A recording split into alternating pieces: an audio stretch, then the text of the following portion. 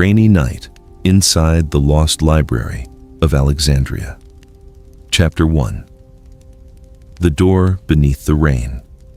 The rain had begun softly over Alexandria, not the hurried rain of a storm that demands attention, but a gentle Mediterranean rain, falling with the patient rhythm of 1,000 quiet fingers against stone. Beyond the ancient walls, the sea breathed beneath a darkened sky. Waves moved slowly against the shore, and the distant harbor lights shimmered through the mist. Every so often, a low roll of thunder traveled across the water, softened by distance until it sounded less like thunder and more like a deep, reassuring sigh. And somewhere beyond the familiar streets, beyond the lamps and sleeping houses, there was a door, a very old door. It stood beneath an arch of pale limestone, half hidden by climbing vines and silver-green leaves wet with rain. No sign marked it, no path led clearly toward it. It seemed to have been waiting there for centuries, quietly protected by time. You found the door without knowing how. Perhaps you'd been walking, perhaps you'd been searching, or perhaps, on a night when the world had finally become too noisy, you simply followed the sound of rain. The door opened with almost no resistance, and behind it was silence. Not an empty silence, a warm silence, a living silence. You stepped inside. The first thing you noticed was the warmth. A stone fireplace burned nearby, its flames moving gently behind a low carved hearth. The firelight touched the surrounding walls with amber and gold, illuminating ancient patterns carved into the stone.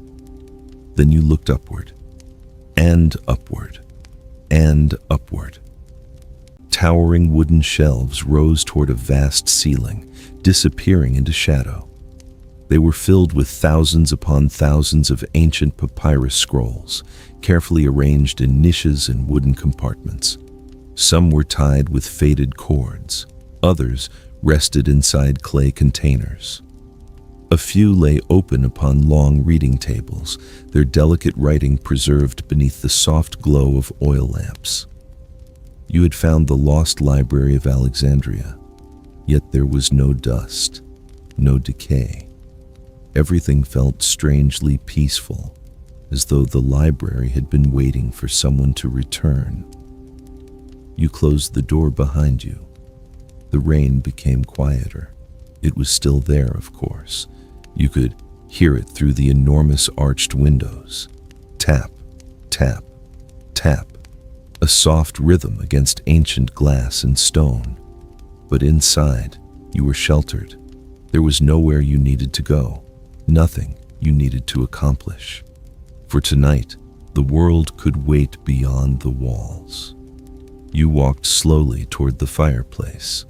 The marble floor was cool beneath your feet, but the air was warm. The fire crackled softly, sending occasional sparks upward before they disappeared into the darkness. You found a deep wooden chair beside the hearth.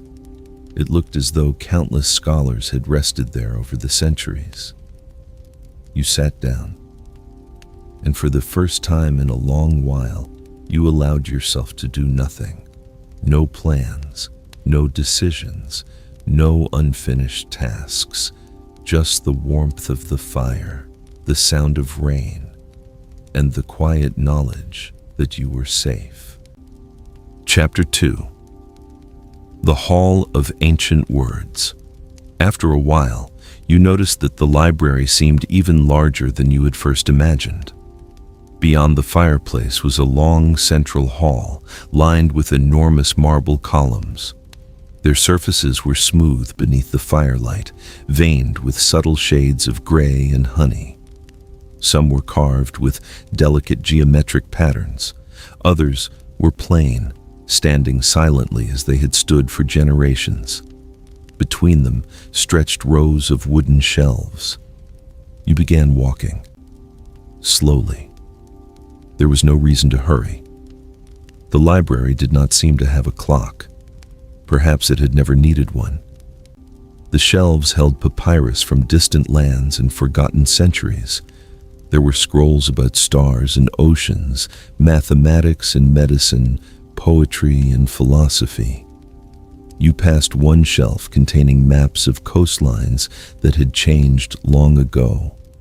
Another held accounts of ships that had crossed the Mediterranean. Another contained stories about ordinary people whose names had disappeared from history. And somehow, that thought was comforting. The library seemed to whisper a simple truth. Everything passes, every worry, every busy day, every difficult conversation, every unfinished task. Even the things that seem enormous in one moment eventually become quiet memories. You reached out and rested your fingertips lightly against the smooth wood of a shelf. It was warm. The firelight had reached even here. Above you, the shelves continued toward the darkness, impossibly tall, filled with the accumulated thoughts of people who had lived thousands of years ago. People who had worried, people who had hoped, people who had waited for tomorrow, people who had believed their troubles would last forever. And yet here you were, standing peacefully among what remained of their world. The thought made your shoulders soften. You continued walking. Your footsteps made almost no sound. Outside, the rain had become steadier. It flowed down the enormous arched windows in delicate streams. Beyond the glass, Alexandria was blurred into soft shapes of darkness and silver. The Mediterranean was almost invisible. Only occasionally did lightning brighten the horizon, revealing the sea for one brief moment. Then, darkness returned, and the library remained warm, safe, still. You found a long reading table beneath one of the windows. A small oil lamp burned there. Beside it rested a blank sheet of papyrus. You sat down. There was nothing written upon it, nothing expected from you. It was simply blank. And somehow, that blankness felt like freedom. You imagined placing every worry onto that empty page, one by one, the things you had been carrying, the things you had been replaying, the things you wished you could change. You did not need to solve them. You did not need to understand them. You could simply let them rest, like books returned to their shelves, like rain disappearing into the earth, like footsteps fading down an empty corridor. You breathed in slowly. The air smelled faintly of warm stone, old wood, papyrus, and smoke from the fireplace. You breathed out. The tension in your hands began to loosen, your jaw softened, your shoulders lowered. The library seemed to grow quieter around you, and the rain continued, gentle, steady, patient. Chapter 3. The Sanctuary of Rain. Time passed without announcing itself, perhaps an hour, perhaps several. Inside the library, time felt different. The fire had settled into glowing embers beneath occasional dancing flames. The oil lamps burned steadily along the walls. You rose from the table and wandered toward the largest windows. They were enormous arches, reaching almost from the floor to the ceiling. Through them, you could see the rain falling over the ancient city. Water gathered along the marble steps outside. Small streams traveled between stones. Palm trees moved gently in the wind. The storm had no anger in it. It was simply weather. The sea breathed. The rain fell. The clouds moved. And you were here, protected.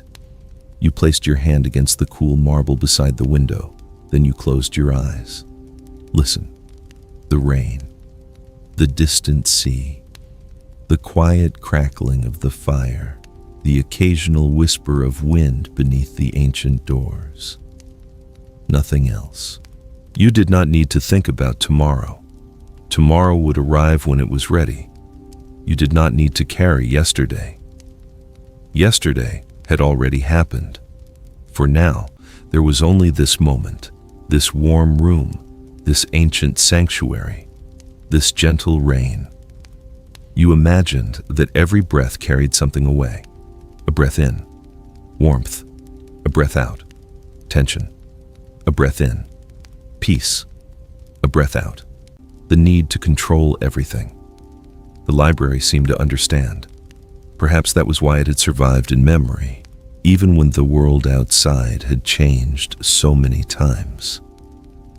A library was a place where things could simply exist, a place where thoughts could rest, a place where stories could wait patiently for someone to discover them. And tonight, you were one of those stories.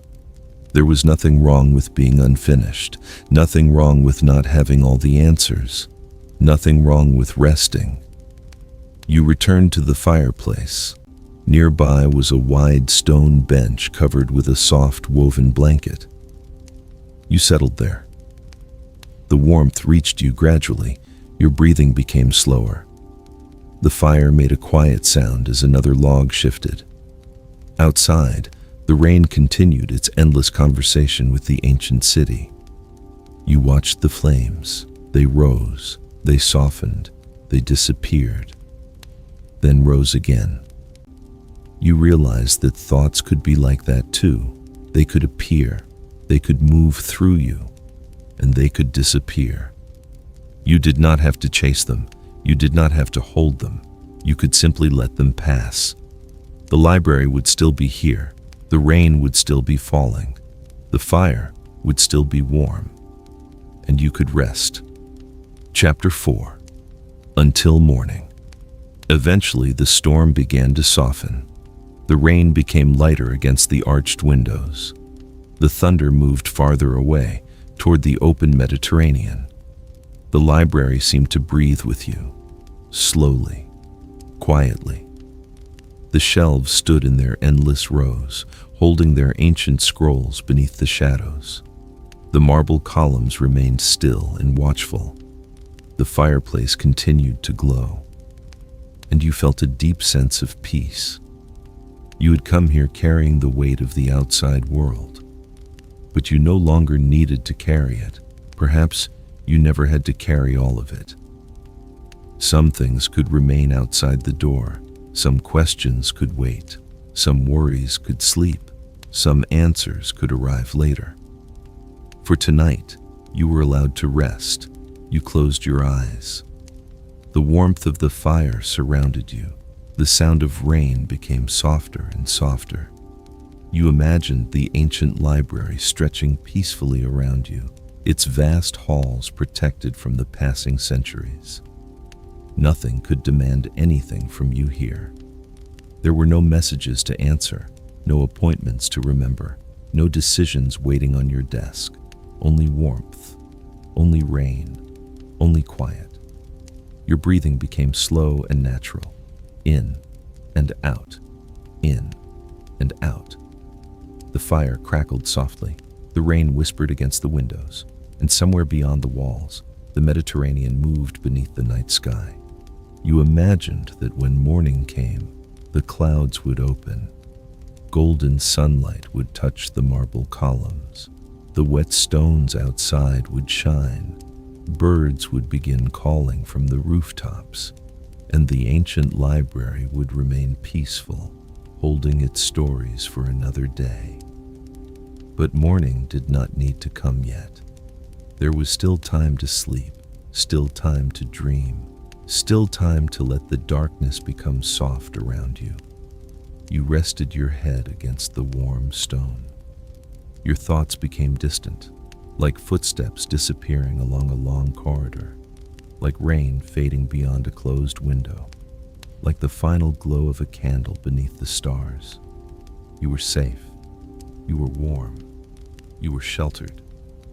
And for this night, nothing more was required of you.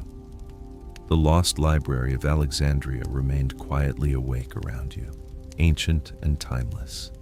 Its shelves held their stories. Its columns held the silence. Its windows held the rain. Its fireplace held the warmth. And you could simply rest. Let the day go.